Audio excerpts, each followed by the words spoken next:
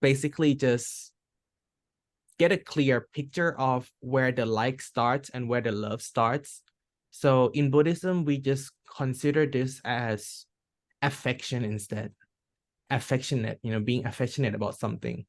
Having affection makes it easier so that you don't have to know that you don't have to draw the line between like and love, Right. but instead you use just one scale, which is how much you are attached to that specific thing, right? How affectionate you are to that one specific thing. That's the way people think in Buddhism. But yeah. Yes. Thank you. And next question is asking Indian monk. Uh, Master, please tell me monk's daily routine.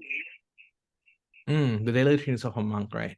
So this would change very widely between different temples, because it is also very different for a lot of different sects of Buddhism, because there is a total of 18 sections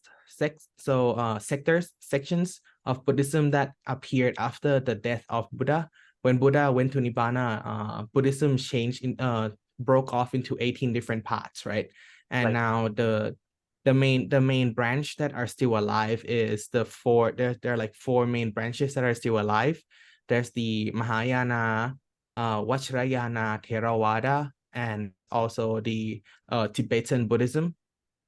So all of these different temples, different practices will have different ways of living. And when you go inside the temple itself, each of those temples will have different Jariya Wat. Jariya Wat means daily routines. So they'll Yeah. all have very different daily routines. But I'm just making that distinction clear first, so that people don't that this is some kind of standard for every temple, because some temple, these different practices work for them because of the locals that they're living with. And in my case, it works fine because we live in the forest. So there's not a lot of people. So in my case, because I'm from a forest monastery in Udon Thani, which is from the lineage of Lung Ta Mahabua and Lung Acharyaman. So we that tradition, meaning that every single forest temple will follow these routines. So at 4:30, we wake up. We wake up around 4:30, and then we start cleaning the temple. So we clean the temple, and then from the temple itself, we clean to the outside of the temple, to the very gates of the temple. And then once we finish cleaning, we go and set up our bata, which is the alms bowl.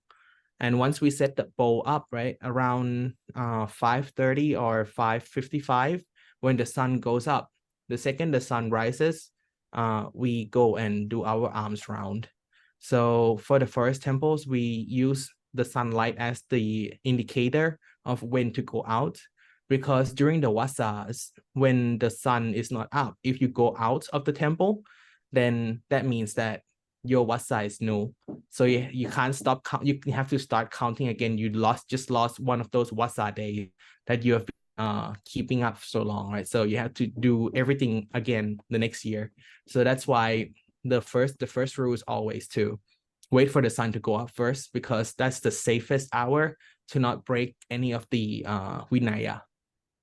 Yes. And then after that, after we come back from our Bintabata, which is around 7 o'clock in the morning, we have our breakfast. So for forest temples, usually we only have one, which is early in the morning and then done. But there are some temples that have morning and a second meal before noon.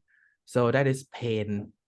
The reason that usually the main reason that they have these kind of times is because when you live in the city, there's a lot of people, and some people can afford to wake up early. Some people cannot wake up early, but they want to make merit anyway. So this is a kind of being compassionate in a way that it's technically not wrong in the Vinaya, but it allows people to do merit and give out dana.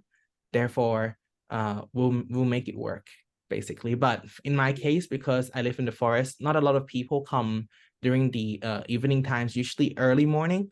So that's why we're able to do just one meal, and that's fine. And after that, in my temple, we meditate starting from, usually it's not really meditate, but it's more like self-study, self-practice. So some monks will go and walk in the forest, some monk will meditate, some monk will go and do chanting, but it's like kind of like free time from around 10 a.m. to around 2 p.m. And then at 2 p.m. we will go out and drink water together. So bana, which is basically fruit juice or sweet drinks, but no milk. We cannot drink milk because Buddha say that milk is considered food, and we cannot eat any kind of fruit juice that is from a fruit that is bigger than my knuckle than my palms. So no coconut, no watermelons, no big fruits, which is known as mahapon basically. So we cannot drink those. And after that, around 3 p.m., we go out and clean the temple again. Then after that, around 5 p.m., it's free time. So go and do your own practice. And then usually we will go to sleep around 11 p.m. or midnight. And then we wake up again at 4:30. That's Okay, the average day. nice. Thank you. And next question is Mhm. asking that young lady. Okay, Mhm. the question is,